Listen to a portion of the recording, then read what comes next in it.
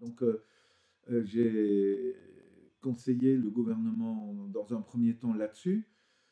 Mais comme j'étais connu pour mes travaux sur la dette depuis des années, et j'étais en contact avec des activistes en Équateur depuis la fin des années 80, donc ça remonte à longtemps, et j'avais été invité à plusieurs conférences organisées par des organismes de défense des droits de l'homme, des droits économiques et sociaux, et une organisation qui s'appelait le réseau Guayaquil Jubilé 2000, dont Correa était un soutien pendant un temps, dans les années fin des années 90 et au début des années 2000, Rafael Correa était proche de ce groupe. Et donc, euh, j'ai été connu des Équatoriens et de Rafael Correa comme travaillant la problématique de la dette. Et donc, quand il a décidé de créer une commission d'audit par un décret présidentiel début juillet 2007, donc au 7e mois de sa présidence, euh, j'étais une des personnes, une des 18 personnes désignées pour en faire partie.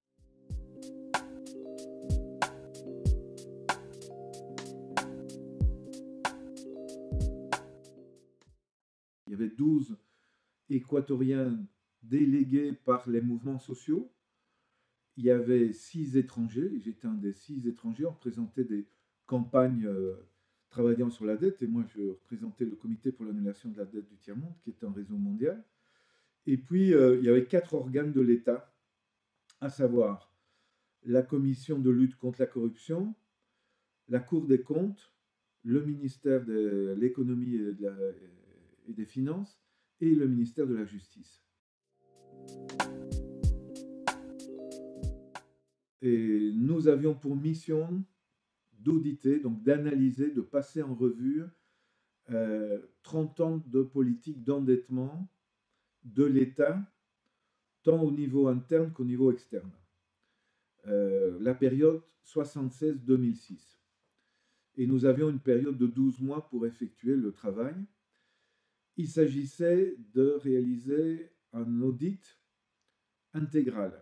Donc pas simplement analyser la conformité des contrats et des montants reçus ou versés aux contrats initiaux, la conformité des contrats aux règles en cours. Euh, il s'agissait aussi de mesurer l'impact humain et environnemental de projets financés par la dette.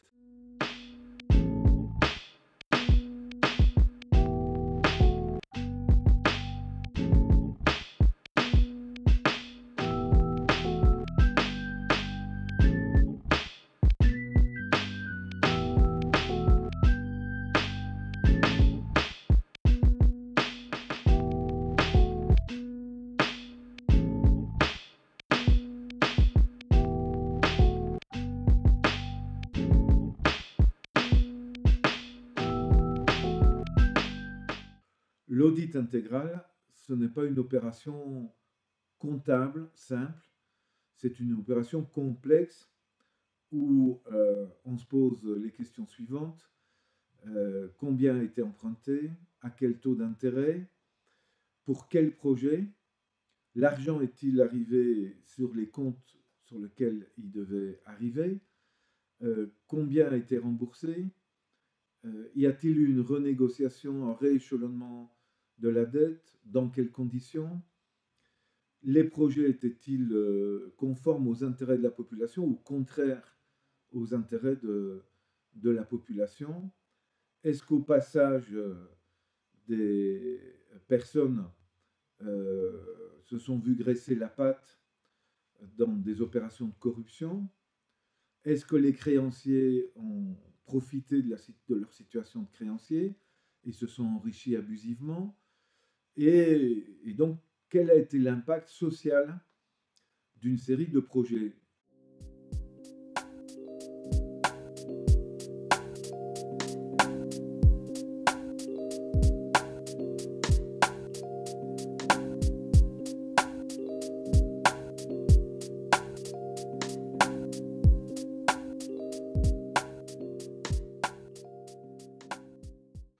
barrage créé dans le sud du pays et ayant affecté des populations par un déplacement forcé pour l'inondation de leurs terres. Donc par exemple, dans ce cas-là, il s'agissait de mesurer y compris l'impact sur une population locale de la construction du barrage et de voir si le cahier des charges qui prévoyait une indemnisation a été respecté ou de vérifier, d'émettre un avis pour dire par exemple que le cahier des charges ne prévoyait pas une indemnisation suffisante.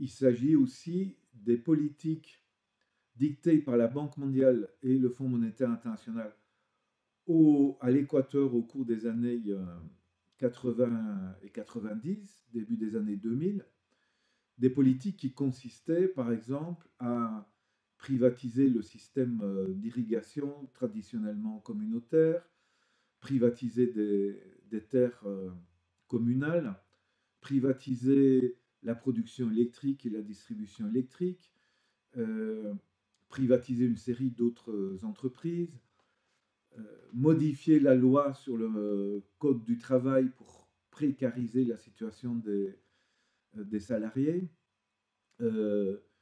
Donc, dans le cas, par exemple, des prêts de la Banque mondiale, contrairement à ce que beaucoup de gens peuvent imaginer, ce ne sont pas des dettes pour construire un hôpital, construire une école, construire une route. Non, c'est des projets dont on ne verra pas directement l'effet, c'est-à-dire qu'il n'y aura aucune infrastructure construite, et on verra des effets en termes d'années, par exemple,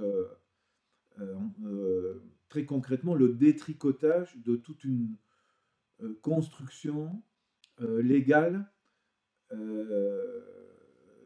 pour consacrer des conquêtes sociales, des droits sociaux. Bon, la Banque mondiale veut détruire une série de droits sociaux et donc elle prête de l'argent à des pays pour qu'ils changent leurs lois, pour qu'ils privatisent, etc.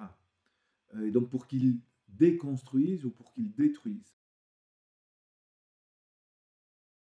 Ça a un coût, bien sûr. Par exemple, licencier du personnel massivement, licencier 10 000 fonctionnaires des services publics, il faut quand même leur verser des indemnités qui n'étaient pas du tout mirifiques, elles étaient faibles.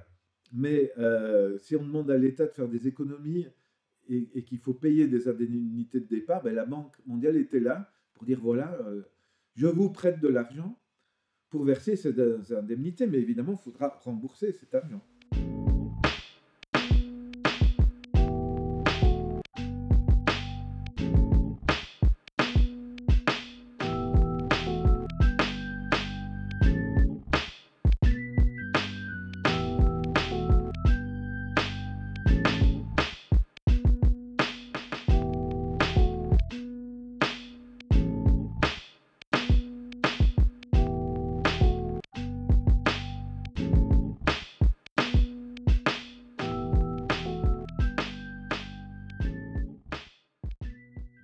Et nos conclusions, elles tiennent en un document public de 195 pages qui a été imprimé dans un premier tirage à 10 000 exemplaires pour que la population y ait accès et qui est disponible sur le site du ministère des Finances en Équateur, sur un site aussi spécifique de la CAIC et bon, sur des sites comme celui du CADTM. On a essayé de donner un maximum de publicité aux conclusions de nos travaux.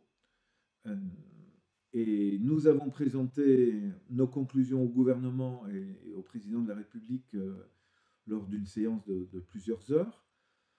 Pendant la réalisation de nos travaux, nous avions rencontré Rafael Correa à 3 reprises et ses principaux ministres, ceux directement concernés par notre travail. Et le gouvernement, alors, a analysé nos conclusions pendant 6 semaines et nos recommandations et a finalement pris une décision de suspension unilatérale du paiement d'une partie de la dette que nous avions, identifiée comme illégitime et illégale. Nous avions identifié d'autres parties, mais le gouvernement a considéré qu'il convenait de suspendre le paiement d'une dette sous forme de titres vendus à Wall Street et venant à échéance en 2012 et en 2030. On était donc en 2008. Le gouvernement a suspendu le paiement à partir de novembre 2008.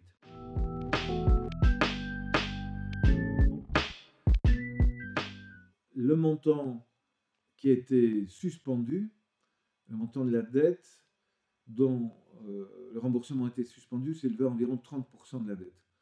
3 000 millions, enfin 3 milliards de dollars, donc 30% grosso modo de la dette.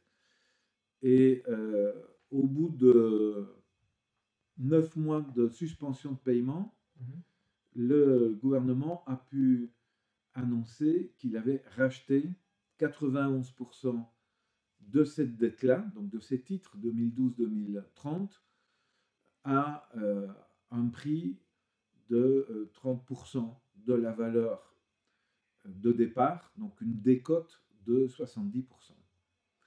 Mais si on prend en compte les intérêts qu'il aurait fallu verser jusqu'en 2030 et qui tournaient autour de 10% annuellement, l'économie, ce n'est pas simplement une partie du stock qu'on a racheté à bas prix, c'est tous les intérêts qui ont été économisés parce qu'il n'a pas fallu les payer. Et là, l'économie totale est de 7 milliards et cela a permis au gouvernement d'augmenter les dépenses en matière d'éducation, de santé publique, d'amélioration d'infrastructures, de création d'emplois et d'augmentation du salaire minimum légal.